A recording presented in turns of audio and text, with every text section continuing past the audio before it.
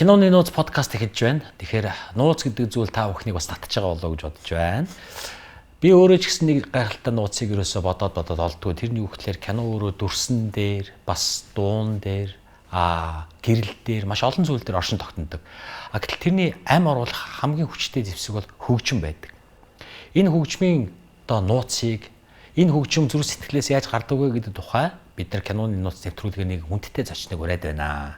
За өнөөдрийн зочин бол одоо бидний хайрлж мэддэг урлагийн гавь сэтгэлтэн манай хөгжмийн зохиолч Чин Бат маань оролцохоор хүрэлцэн ирсэн байна. За Раминд. За ирсэнд баярлалаа өгөө. За баярлалаа. За ярилцлагууд маш энгийн. Тэгээд хоёр дахь бид нэр киноны тухай, киноны хөгжмийн тухай, за киноны хөгжмийн алдартай уран бүтээлчдийн тухай, за хамгийн гол нь хувь хүний өөрийн уран бүтээлчийн сэтгэл дотор оршдог тэр агуу их том ертөнцийг нээх зорилттой л энэ киноны нууц нэвтрүүлгийг хийж байна. Хөгжим бол надад их тийм сонирхолтой санагдаад байна. Яг л гэх юм бол оргуу хоосноос энэ аялал үүсээд байна. Тэгээд тэр болгон өөрөө давтагдахгүй цэвэр мэдрэмжэн дээр суурилж гарч ирж байгаа уран бүтээл учраас илүү их хамгийн хүнд төрөл нь болов уу гэж зүгээр надад бодогддог байхгүй. За ер нь бол яг би бол нэг 2 3 л кино бичсэн баг. Киноны хөгжим. Яг нэг сэтгэлд таалагдсан ч гэх юм уу те. Ийм киноны хөгжим бичих бол нэг сонирхолтой. Тэр кино нь бол бас их бүх талаараа одоо мэргэжлийн өндөр түвшинд хийгдсэн байх ч гэдэг юм уу те. Нэг ийм зүйлийг би харддаг юм. Яг зүгээр жишээ гэх юм бол Арвт гэдэг кино хийсэн. Тэрний нэг хөгжмийг бичсэн.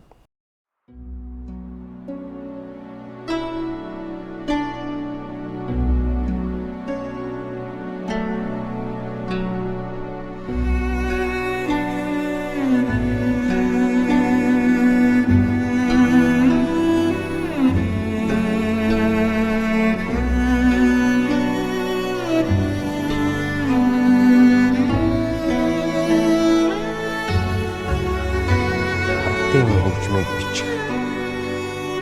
Одоо чиний асуусан зүйл бол аргуу хоосноос одоо тэр бодиттой үйл явдлыг дүрсэлж зохиох гэдэг зүйл л дээ.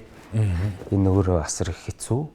Яг нь ер нь бол зүгээр тухайн хөгжмийн зохиолч ер нь хэдэн насн дээрээ ийм зохиол бичиж байна гэдэг бас их юу байх, онцлох ёстой байх.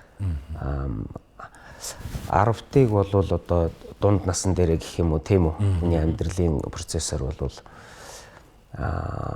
битсэн. Тэгээд тэр яагаад тийм онцлог байгаад байгаа юм бэ гэхээр бас л нөгөө нутгаас хол байсан.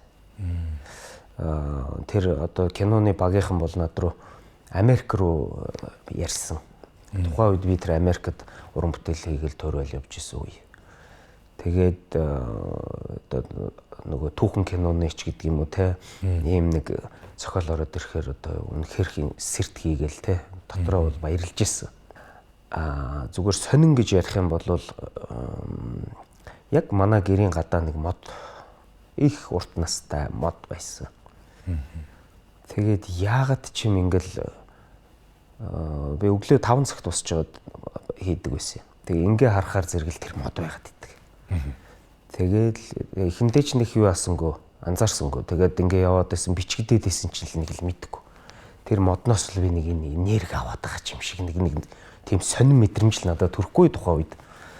Тэг энэ одоо ямар модын яасан ямар сони юм бэ гэж гайхал.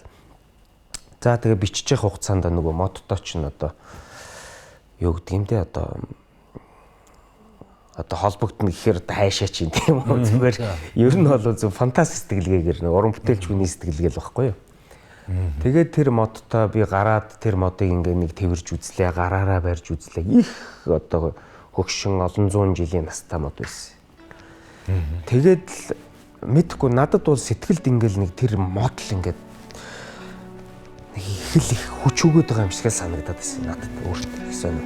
Ер нь бол хөгжмийн зохиолч хүний амьдралд туулсан процесс одоо энэ бүх зүйлүүд амьдралдаа харсан үтсэн тийм үү нөхөрлсөн найзалсан одоо тэгэл юу гэдэг хүний амьдрал болдог бүх процесс хөгжмийн зохиолч бөгөөд одоо ямар нэгэн бүтээлч хүнд бол асар их нөлөөлж идэг гэж би бол хувьдаа боддог.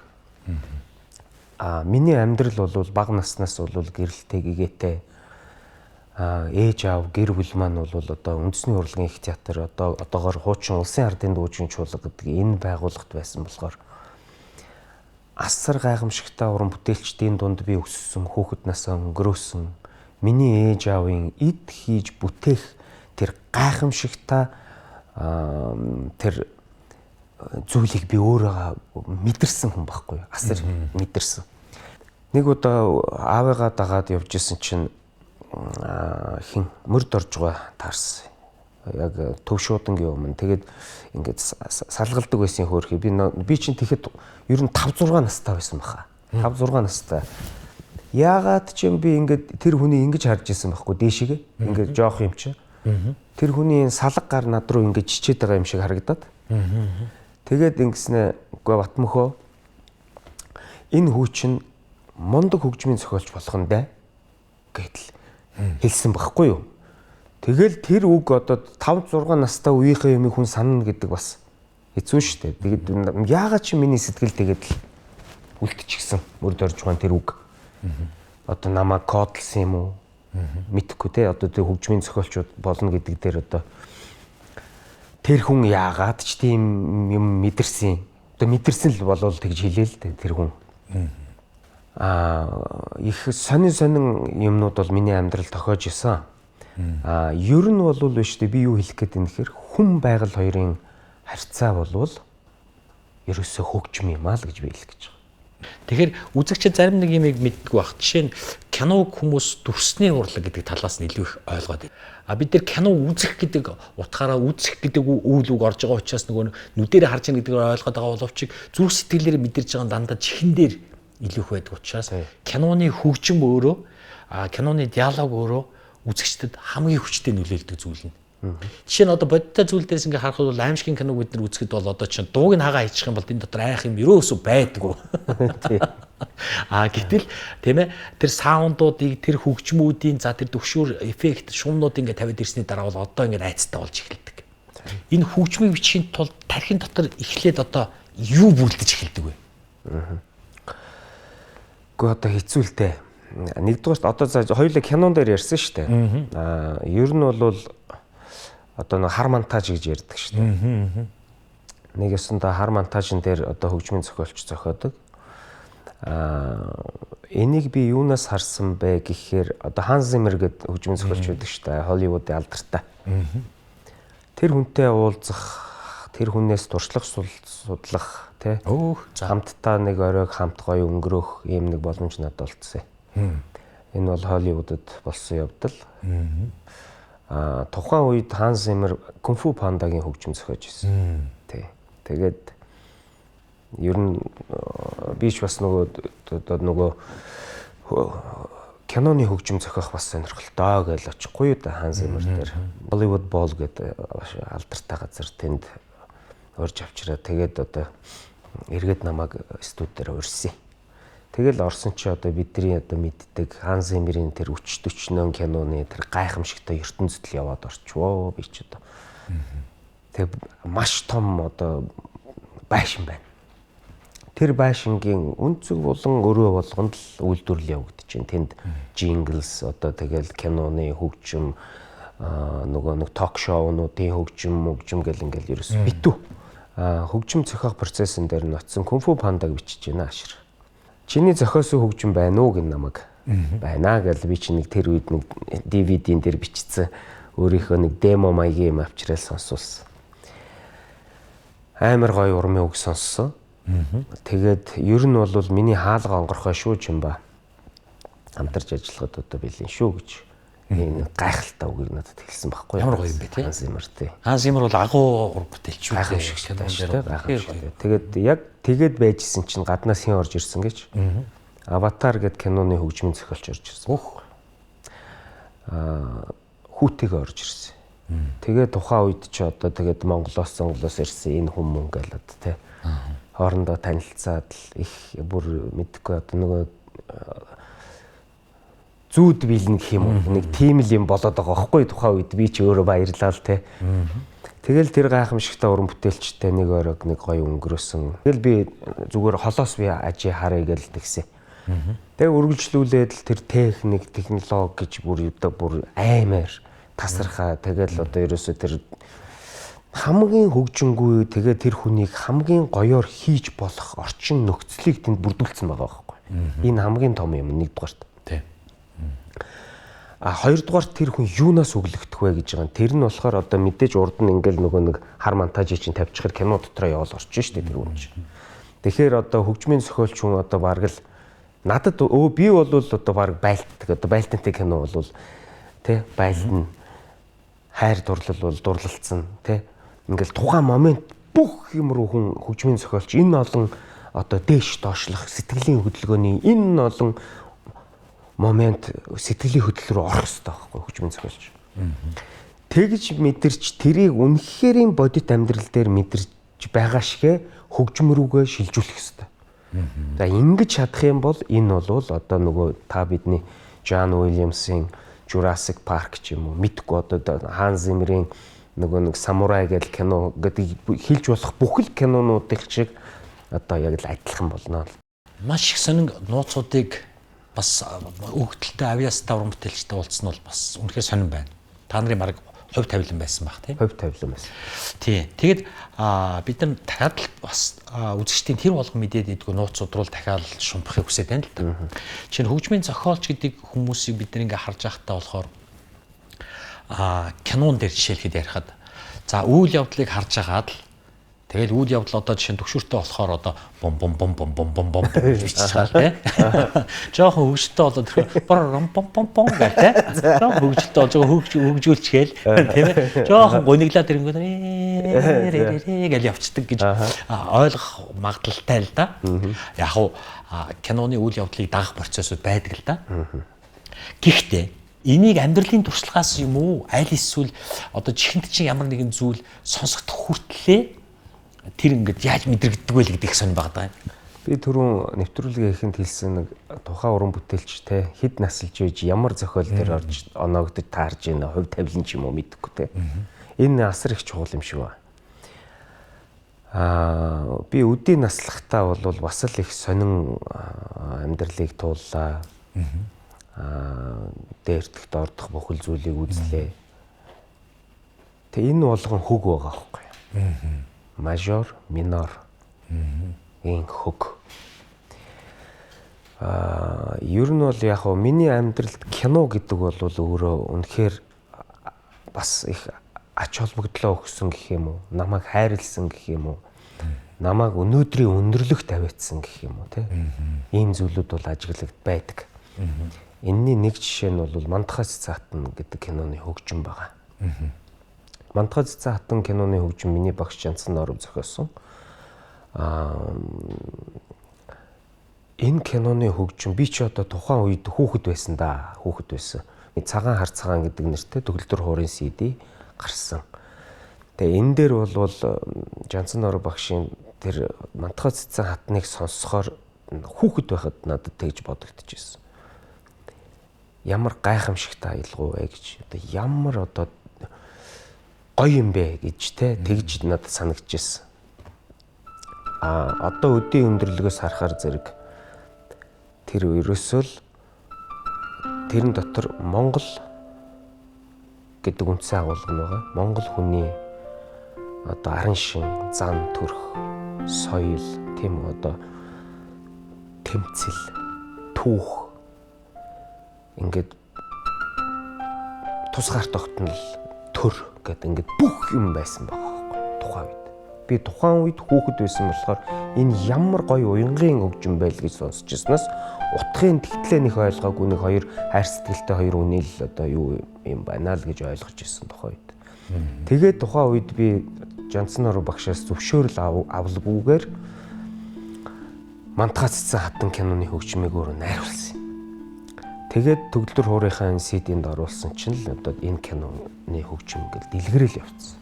Ингээл хүн болгон тоглодог, хүн болгоны хайрлж дурлал сонсдог ийм л хөгжим байсан. Тэгэхээр кино гэдэг зүйл бол миний амьдрал бас асар нөлөөлсөн. Нөгөөтэйгүр нэг киноны хөгжим байна. Тэр дөрөв хэлсэн 10 гэж киноны хөгжим.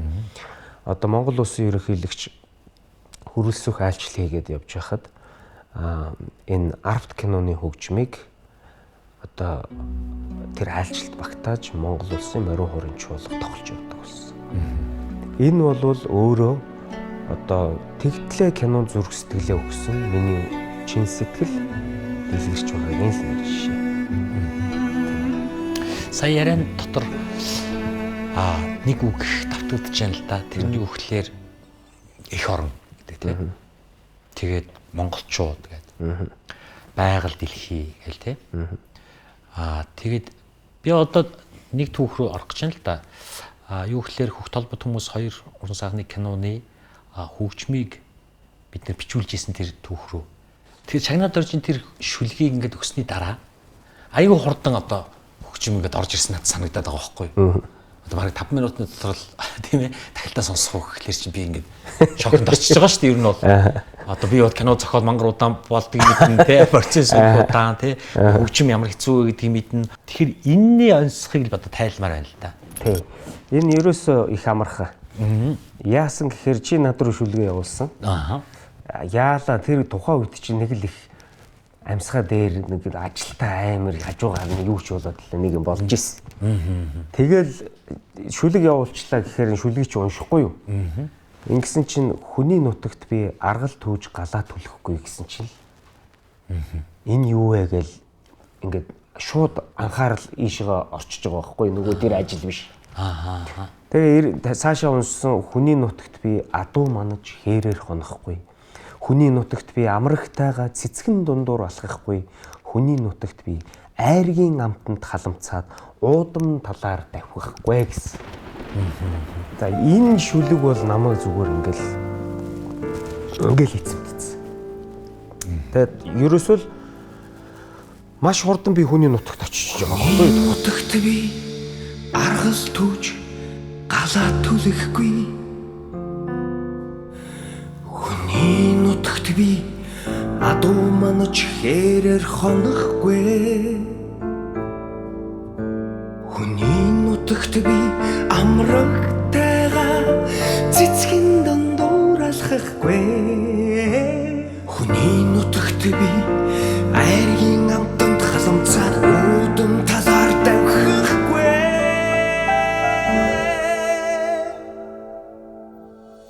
Шүлгийг уншсан чинь надад аялгуун сонсогдоод байсан байхгүй. Тэгээ би дахиад уншсан. Тэртэй хол зингэрдэг тэр гэдгсэн чинь аян надад ингээл одоо тий төрөний нэг огт оргүй юмнаас чинь ингээ нэг юм ирээд байгаа юм шиг болж байгаа байхгүй надад. Эхний аккорд тавилаа, гар тавилаа. Шууд тагталтан зүгээр ингээд урсаал ороод ирсэн. Тэртэй хол зингэрдэг тэргэл сартай нутаг минь.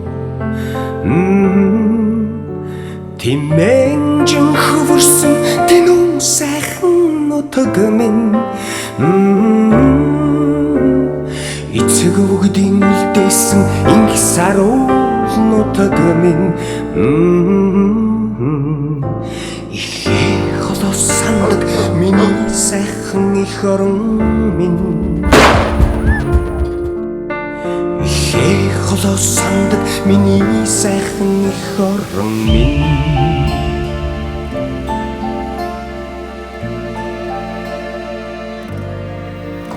Ингээл зүгээр л ингээд асгаад ороод ирсэн энэ. Тэгээд яг юу бодогдсон бэ гэсэн чинь за би Америкт очих хэрэгтэй байна л гэж би бодсон. Тухайн үед би эх орноосоо хол байсан.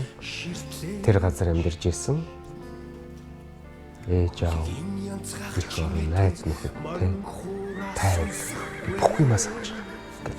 Ерөөсөө гэл хурд очиж байгаа байхгүй асар хурдтай.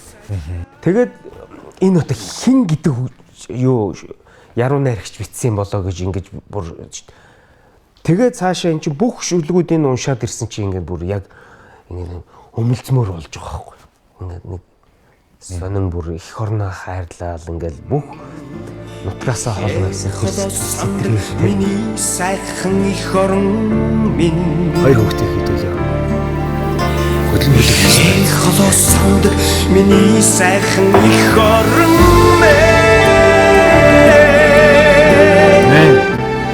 Өрөмчний чойно. Өнгийн жагаа. Шарвис хөрж.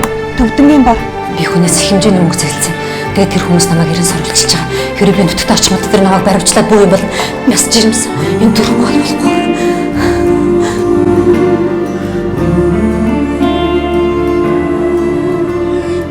Хөл хөлбөмбөгийн тохироо юм да. Зулаа эхлээд энэ дууны шүлгийг олсон байна. Эхний өгдөл зулаад байсан бахна шүү дээ. Ингэж сэрж энийг гахалтай харсан байгаа байхгүй. Тэгээд та хоёр одоо процесс хийсэн ба шүү дээ. За энэ чимба бичих байхаа гэж тийм ээ. Тэгээд над дээр ирсэн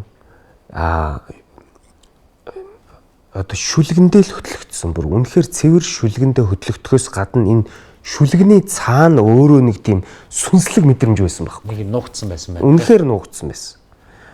Тэгээд нөгөө талаар та хоёр одоо мэджил байсан байх л да. Би чинь хүний нутагт бас л цөөнгөө жил амьдэрсэн болохоор одоо шууд бууж байгаа байхгүй надад. Би хүний нутагт одоо тэр зовхын яг энэ шүлгэн дээр гардаг. Гэхдээ бүх юмыг сансан би тэнд бүр үхтлээ өмөртлөө сансан. Цаашаага тэгэл ажиллаад явах надад бүрэн болцоо байсан. Америкийн бүх лагуудтай би тоглосон. Алдартай гавьяатай Оскарын тайз майз одоо юу гэдгийг тэр бүх юмд нь гарцсан. Намайг нутаг дуудсан байхгүй. Нутаг дуудсан. Нутаг дууддаг юм байл. Хүний амьдралын уялдаа холбоо, амьдралд үтсэн тэр харсан бүх зүйлүүд энэ дунд шингээстэй байгаа гэж бодож байгаа.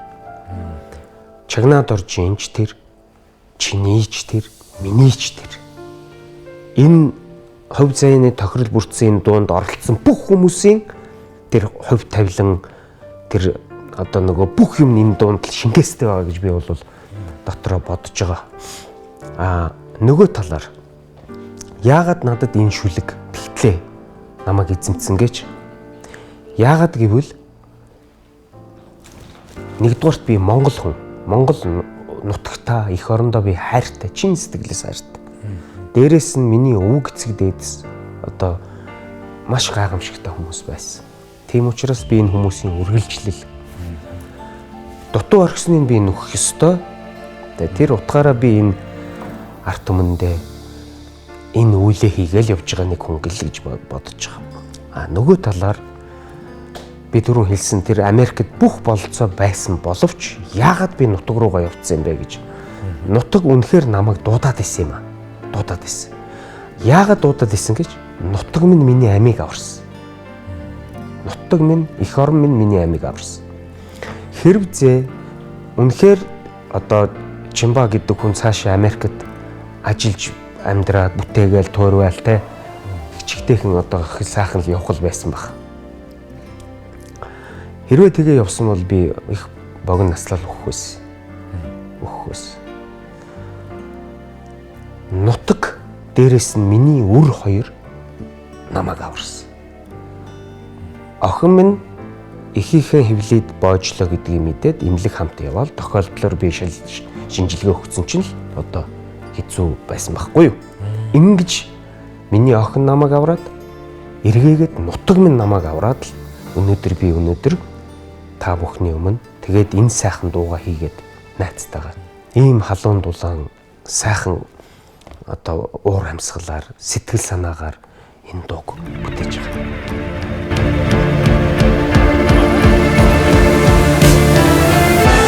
Хүний нутагт би сайхан нутгаа санахдаа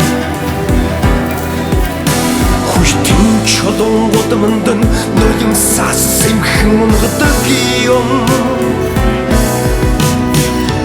Нойрондоо би хөсөх тэргээр нүсээ зөндөр мөнгөн уусынхаа бэлтэн бууж тайвширдаг юм. Тэртэй холцсон хэртэй тэргэл сартай нутаг минь Тэмээнжин хөрсөн гинүүн сайхан нутаг минь эцэг өгдийн үлдээсэн их саруу нутаг минь их холоос сандаг миний сайхан их орон минь тэрдээ холцын хэрдэх тэргэл сартай нутаг минь тэмээнжин хөрсөн гинүүн сайхан нутаг минь эцэг өгдийн үлдээсэн их саруу Одоо тэгэл одоо Монгол хүн болоод төрцөндөө л би хамгийн ихээр баярлаж явдаг да. Тэгэл одоо энэ насыг дуустлаад нутаг гэдэг зүйл чинь ерөөсөө одоо тэгээ санагалзаад ингээд л уярж хайлаад ахын нэр бас биш штэ. Нутаг гэдэг бол бидний нутаг нутгаа их орноо хэрхэн яаж хөгжүүлэх үү гэдэг бол бас л бидний хариуцлага болж иргэн болгоны хариуцлага болж байгаа байхгүй юу одоо. Тэгээ ийм зүйлүүдийг л бодож явдаг та. Миний хамгийн анхны хүссэн хүсэл бол одоо киноны хөгжмийн дайтай дуу болгоё л гэдэг ийм хүсэл надад төрсөн анханаас.